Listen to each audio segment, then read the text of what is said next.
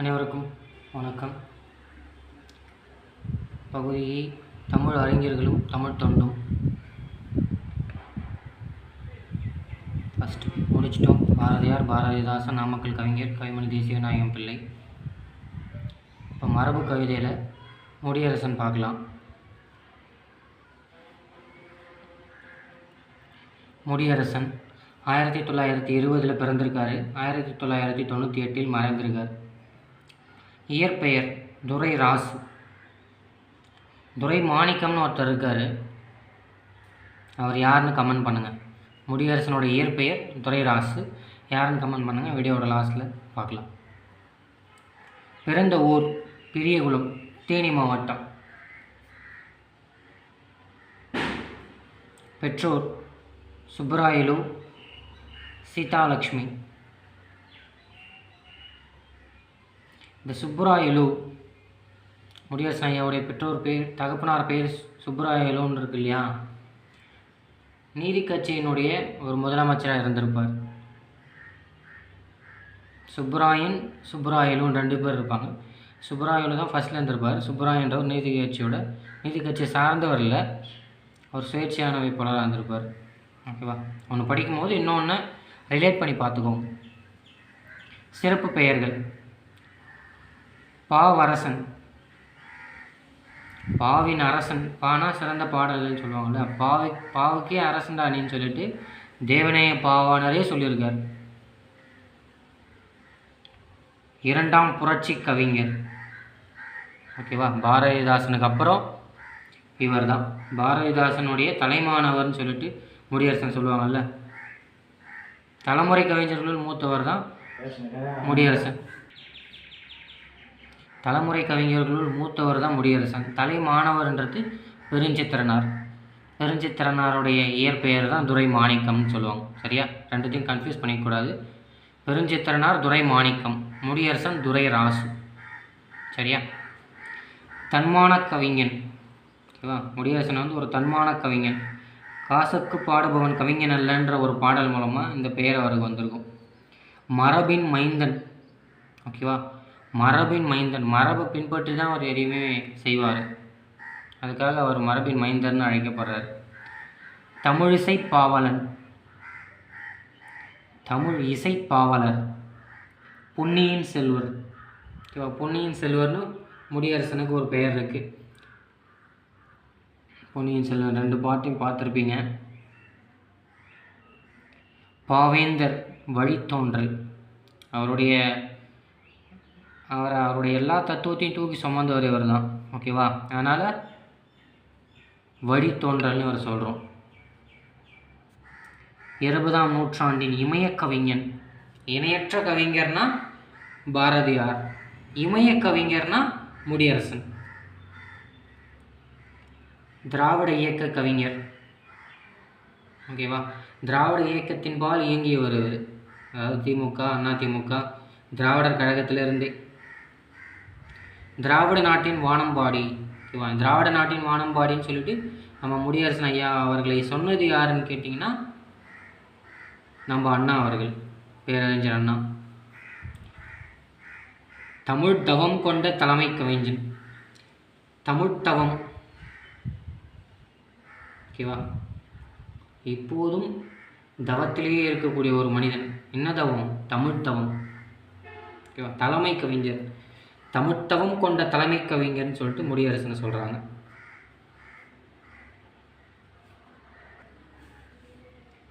இவரை தமிழ்நாட்டின் வானம்பாடி மற்றும் திராவிட நாட்டின் வானம்பாடி என்று அழைத்தவர் அறிஞர் அண்ணா. இப்போ தான் பார்த்தோம். இவரை பகுத்தறிவு கவிஞர் என்று அழைத்தவர் தந்தை பெரியார். ஓகேவா? பகுத்தறிவு கவிஞர்னு சொல்லிட்டு முடியரசனை அழைத்தவர் யாருன்னா தந்தை பெரியார் தான் அழைச்சிருக்கார். இவரை கவி பேரரசர் என்று அழைத்தவர் கலைஞர் கருணாநிதி, தமிழகத்தின் முன்னாள் முதலமைச்சர். 5 முறை தமிழகத்தோட முதலமைச்சராக இருந்திருப்பார். அவருடைய தமிழ் பணிகள் ஏராளம். கவி பேரரசன் அப்படின்னு சொல்லிட்டு நம்ம முடியரசனை அழைத்தவர் அவர் தான். பாரதிதாசன் பரம்பரை தலைமுறை கவிஞர்களில் மூத்தவர். தலைமுறை கவிஞர்களில் மூத்தவர் இவர் தான். காரைக்குடி மீசு உயர்நிலைப் பள்ளியில் தமிழாசிரியராக பணியாற்றியவர். இது ப்ரீவியஸ் இயர் கொஸ்டினில் கேட்டிருக்காங்க. எந்த பள்ளியில் தமிழாசிரியராக முடியரசன் பணியாற்றியிருக்கிறார்ன்ற கேள்வி. காரைக்குடி மீசு உயர்நிலைப் பள்ளி. சரியா? காரைக்குடியில் தான் தமிழ்த்தாய்க்கு கோவில் இருக்குது. சரியா? தமிழ்த்தாய்க்கு கோவில் இருக்கிற ஒரே இடம் இது காரைக்குடி. பரம்பு மலையில் நடந்த விழாவில் இவருக்கு கவியரசு என்ற பட்டத்தை வழங்கியவர் குன்றைக்குடி அடிகளார். பரம்பு மலை யார் வாழ்ந்த கடையேழு வள்ளல்களில் ஒருத்தர் இங்கே தான் வாழ்ந்திருப்பார். அவர் யாருன்னு கமெண்ட் பண்ணுங்கள். ஓகேவா? அந்த பரம்பு மலையில் நடந்த விழாவில் தான் முடியரசனுக்கு கவியரசு என்ற பட்டத்தை வழங்கினார் குன்றைக்குடி அடிகளார். கவியரசு நமக்கு எல்லாருக்குமே கவியரசு கண்ணதாசன் தான் தெரியும். ஆனால் கவியரசு பட்டம் முடியரசன் வாங்கியிருக்காரு. அவர் கொடுத்தது யாருன்னு கேட்டால் குன்றைக்குடி அடிகளார்.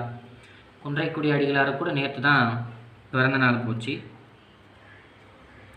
மேலும் இவர் சங்கப்புலவர் என்று அழைக்கப்படுகிறார். முடியரசனை சங்கப்புலவர்னு சொல்லுவாங்க.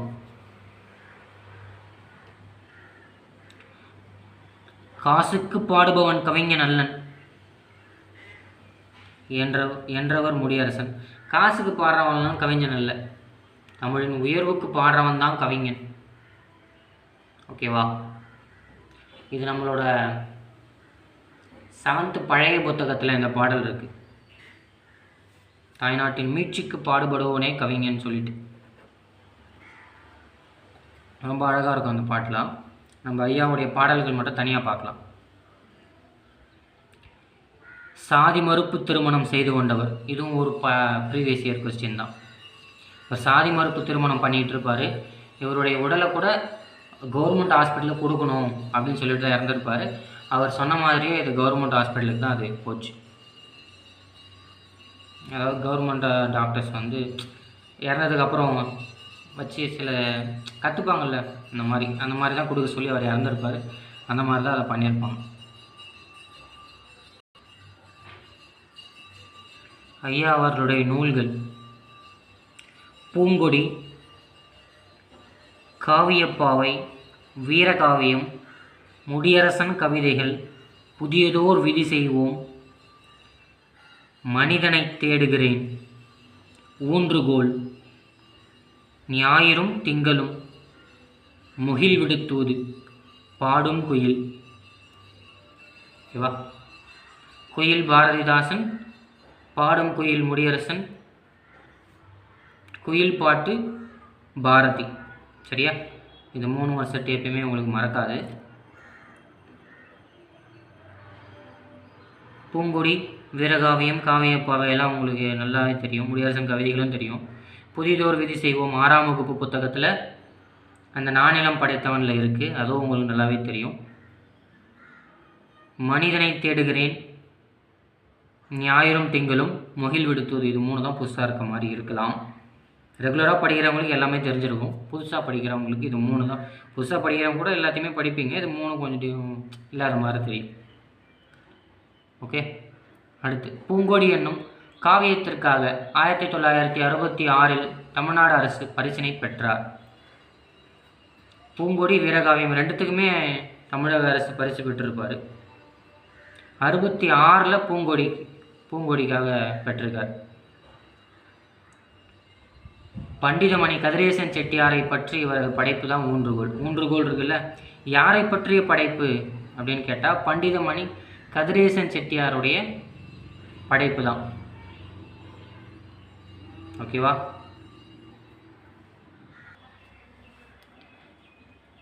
இவரது கவிதைகள் சாகித்ய அகாடமி அமைப்பு இந்தியிலும் ஆங்கிலத்திலும் மொழிபெயர்த்து வெளியிட்டிருக்கு. யாருடைய படைப்பை சாகித்ய அகாடமி இந்தியிலும் ஆங்கிலத்திலும் மொழிபெயர்த்து வெளியிட்டதுன்னு கேட்கலாம். அல்லது முடியரசன் ஐயாவுடைய நூல்களை, கவிதைகளை சாகித்ய அகாடமி எந்தெந்த மொழிகளில் மொழிபெயர்க்கப்பட்டிருக்கிறதுன்னு கேட்கலாம். சரியா? இது ரொம்ப கொஞ்சம் இம்பார்ட்டண்ட்டான ஒன்று. அடுத்து பாடல் வரிகள், மேற்கோள்கள். கல்லெடுத்து முள்ளெடுத்து காட்டு பெருவழியை மல்லெடுத்து திண்டோல் மரத்தால் வளப்படுத்தி நாடாக்கி அப்படின்னு சொல்லிட்டு 6ஆம் வகுப்பு புத்தகத்தில் ஐவகை நிலங்கள் புதியதோர் விதி செய்வோம்ன்ற இதுலேருந்து இந்த பாட்டு வந்திருக்கும். சரியா? மொழிக்கு வரம்பில்லையேல் எம்மொழியும் அழிந்து போகும்ன்றார். மொழி காக்கும் வரம்பில்லையேல் எம்மொழியும் அழிந்து போகும் என்று கூறியவர் முடியரசன் தான். மொழியை காக்கிறதுக்குன்னு ஒரு வரம்பு இருக்குங்க. அந்த வரம்பு இல்லாமல் போச்சுன்னு சொன்னால் எந்த மொழியாக இருந்தாலும் சரி அது அழிந்து தான் போகும் அப்படின்னு சொல்கிறார். மொழியை காக்கணும்னா என்ன, பேசுகிறதுல ஆரம்பிச்சு நீதிமன்றம் வரைக்கும் தமிழ் தான் இருக்கணும், அப்படி தான் இருக்கணும். இப்போ வழக்கம் கொஞ்சம் போச்சு. ஸ்கூலுக்கு போனால் எல்லாம் கேம்பெயின் வீட்டுக்கு வந்து சொல்கிறாங்க, உங்கள் பிள்ளை தமிழே பேசாதீங்க, எங்கள் ஸ்கூலில் சேருங்கன்றாங்க. எதை நோக்கி நம்ம நகர்ந்துக்கிட்டு இருக்கோன்னு தெரியல. சரி, காசுக்கு பாடுபவன் கவிஞன் அல்லன், மீட்சிக்கு பாடுபடுவனே கவிஞன். இது நான் 7ஆம் வகுப்பு புத்தகத்தில் பழைய பாடல் இருக்குது. வாய்ப்பேச்சில் தமிழுண்டோ மாண்ட பின்னர் பணவினையில் தமிழுண்டோ. அப்பயே பாடிட்டு போயிருக்கார். இப்போ இருக்கிற சூழ்நிலைகள் வாய்ப்பேச்சில் தமிழ் இருக்கா, ஏண்டா பேசுகிறீங்களே தமிழ்லடா பேசுகிறீங்கன்ற மாதிரி கேட்குறாரு இல்லையா. அந்த அளவுக்கு இப்போ தமிழில் பேசினா எல்லாம் திரும்பி பார்க்குறாங்க, யாரா அவன் எங்கேருந்துடா வந்தான்ற மாதிரி பார்க்குறாங்க. ஸோ அதுதான் சொல்கிறார், வாய்ப்பேச்சில் தமிழுண்டோ மாண்ட பிணவினையில் தமிழுண்டோன்றார். எலக்ட்ரானிக் மிஷின்ன்றாங்க. சரி, ஓகே, ஒன்றும் பண்ணுறதுக்கு இல்லை, உலகத்தோடு ஒட்ட ஒழுகல்ன்ற மாதிரி போய் தான் ஆகணும். 1987 பாவேந்தர் விருது வாங்கியிருக்காரு. 1987 அதே ஆண்டில் கலைஞர் விருதும் பாவேந்தர் விருதும் 1987 வாங்கியிருக்காரு. 1998 கலைமாமணி விருது, அவருடைய இறந்ததுக்கு முன்னாடி கலைமாமணி விருது வாங்கியிருக்காரு. பாவேந்தர் விருது, கலைஞர் விருது, கலைமாமணி விருது 3 விருதும் வாங்கியிருக்காரு. திராவிட நாட்டின் வானம்பாடி அண்ணா அவர்கள் சொன்னதுன்னு நம்ம பார்த்தோம். ஆண்டு 1957 சொல்லியிருக்காரு. சரியா, 1974 மாநில நல்லாசிரியர் விருதும் வாங்கியிருக்காரு. ஐயா எந்த ஸ்கூலில் தமிழாசிரியராக இருந்தார்னு கமெண்ட் பண்ணுங்கள். அவர் மாநில நல்லாசிரியர் விருது 1974 வாங்கியிருக்கார். 1974 அதே ஆண்டு சங்கப்புலவர் பட்டமும் கொடுத்துருக்காரு குன்றைக்குடி அடிகளார் புறம்பு மலையில் கவியரசு பட்டம் கொடுத்தாருன்னு பார்த்தோம். ஓகேவா, சங்கப்புலவன்ற பட்டமும் குன்றைக்குடி அடிகளார் தான் கொடுத்துருக்காரு 1974. ஓகே, உலக மொழி காப்பியங்களுள் 3 நூல் ஒன்றாக கருதப்படும் சிறப்புடையது பூங்கொடி என்று வாழ்த்தினார் அப்பாதுரையினார். ஓகேவா, உலக மொழி காப்பியங்களுள் 3 நூல் ஒன்றாக கருதப்படும் சிறப்புடைய அளவு பூங்கொடி ரொம்ப ஆழமானது அப்படின்னு சொல்கிறாரு. யார்? அப்பாதுரையினார்.